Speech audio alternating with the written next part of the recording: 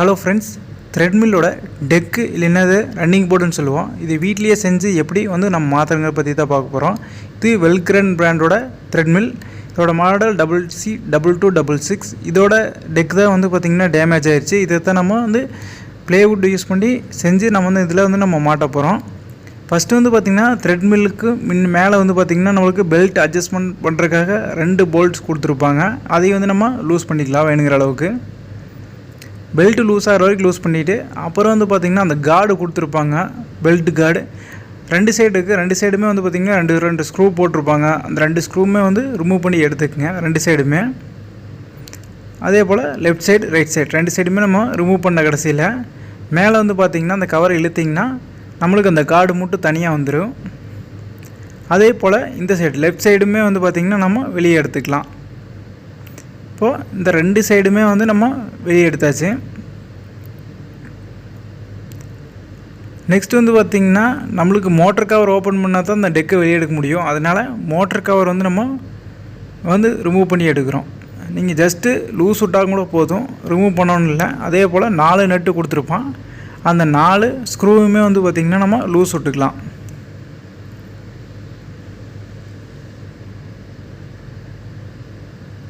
நாலு ஸ்க்ரூவுமே லூஸ் விட்ட கடைசியில் நீங்கள் இந்த கவர் மேலே தூக்குனிங்கன்னா இந்த கவர் பாட்டுக்கு உங்களுக்கு ஈஸியாக கழண்டு வந்துடும்.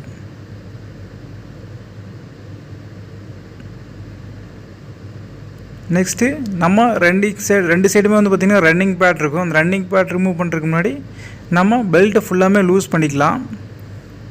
அதுக்காக பார்த்திங்கன்னா லெஃப்ட் சைடு ரைட் சைடு 2 சைடுமே பார்த்திங்கன்னா நம்ம லூஸ் பண்ண போல்ட்டை இன்னும் கொஞ்சமே லூஸ் பண்ணிக்கலாம்.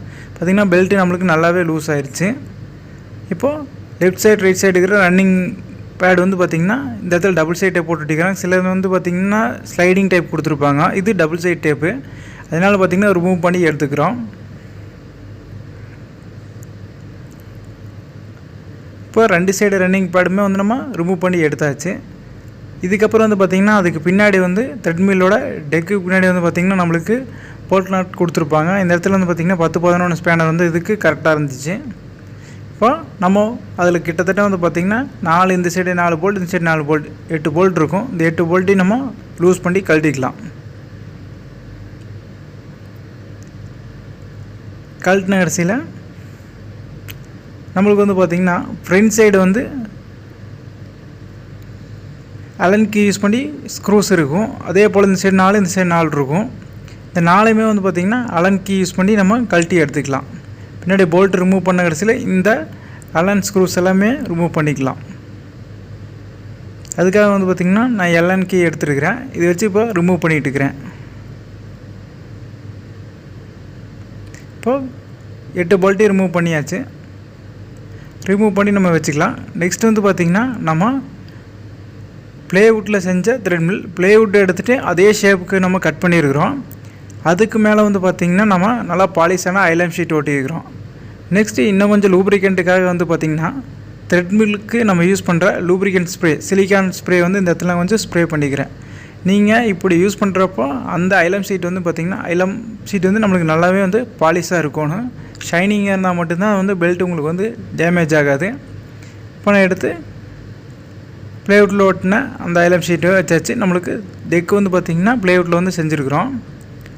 நெக்ஸ்ட்டு அதையே நம்ம ரிமூவ் பண்ணதுக்குள்ளே கொண்டு வைக்க போகிறோம். இப்போ த்ரெட்மில்க்கு நம்ம இன்சர்ட் பண்ணிக்கலாம் பெல்ட்டுக்கு நடுவில்.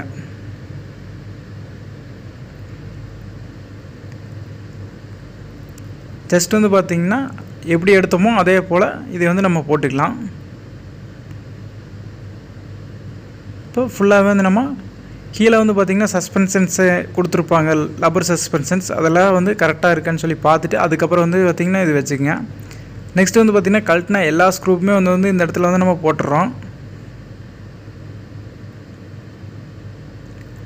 போட்ட கடைசியில் நம்ம கீழே கழட்டின பேக் சைடு கழட்டின அந்த போல்ட்டு 8 போல்ட்டு நம்ம இந்த இடத்துல டைட் பண்ணிக்கலாம்.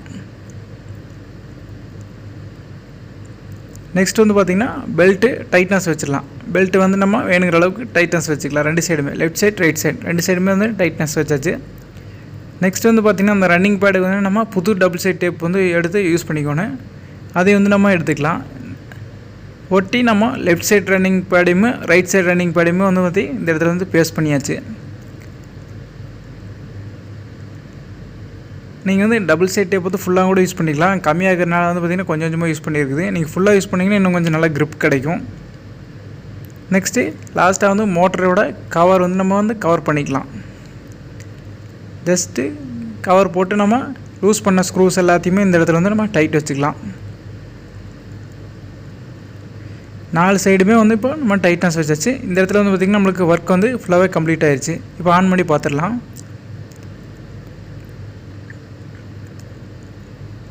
ஆன் பண்ணியாச்சு. இப்போ வந்து பார்த்திங்கன்னா பெல்ட் வந்து நம்மளுக்கு ஃப்ரீயாக வந்து மூவ்மெண்ட் ஆகுது. பெல்ட் லூஸாக இருந்தால் நீங்கள் பெல்ட் அட்ஜஸ்ட் பண்ணிக்கலாம். 2 சைடு ஈவனாக டைட் வச்சு நம்ம ஃபுல்லாக வந்து வாக்கிங் போய்க்கலாம், இல்லை ரன்னிங் கூட போய்க்கலாம். தேங்க்யூ ஃபார் வாட்சிங்.